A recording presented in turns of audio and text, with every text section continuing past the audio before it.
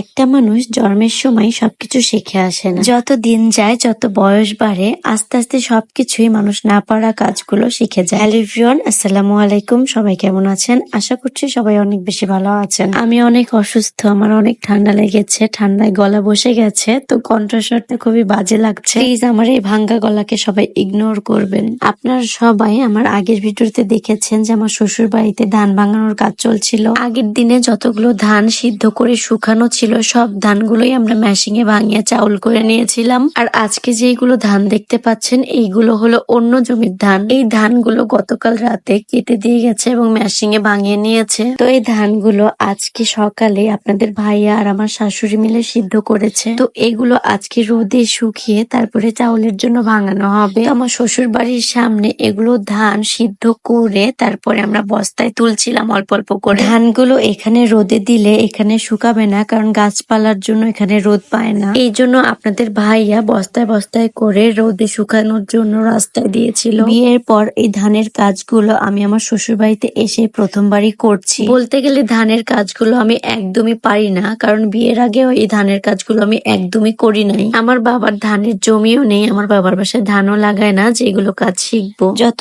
দিন যায় মানুষের অভিজ্ঞতা তত বাড়ে, আর শিখার কোনো শেষ নাই, শেখার কোনো বয়সও নাই। এগুলো কাজ আগে কিছুই পারতাম না, এখন দেখে দেখে আলহামদুলিল্লাহ কিছুটা শিখেছি। আরো যত দিন যাবে দেখে দেখে আরো শিখবো ইনশাল্লাহ। মেয়ে মানুষ হয়ে জন্ম নিলে জীবনে সব ধরনের কাজই শিখে রাখা দরকার। বিয়ের আগেই আমার আম্মুর কাছ থেকে আমি সকল ধরনের রান্না বান্না, ঘরের কাজ কর্ম সবকিছুই শিখে নিয়েছি। আমার বাবার বাসায় যদি ধানের কাজগুলো থাকতো তাহলে কিন্তু আমি ধানের কাজগুলো শিখে যেতে পারতাম। তো আজকে আমার শ্বশুর বাড়িতে ধানের কাজগুলো করতে আমার খুবই ভালো লাগছিল। আমি আস্তে আস্তে সবকিছুই শিখছিলাম। আমার কাছে মনে হয় যে কাজ করতে পারাটাই গর্বের বিষয়, আর কাজ না করতে পারাটাই লজ্জার বিষয়। অনেক মেয়ে বিয়ের আগে কিছু পারে না, শ্বশুর বাড়িতে এসেও কিছু পারে না, বিয়ের পরে সবকিছু শাশুড়ির থেকে আস্তে আস্তে কাজ শিখে নেয়। কিন্তু আমার আম্মু আমাকে সংসারের যত রকম কাজ আছে, যত রকম রান্না বান্না আছে সবকিছুই আমাকে বিয়ের আগে শিখিয়ে দিয়েছে। আমার বাবার বাসা যেহেতু শহরে আর আমার শ্বশুর বাড়ি যেহেতু গ্রামে, এই জন্য গ্রামের কাজগুলো আমি একটু কমই পারি। আচ্ছা,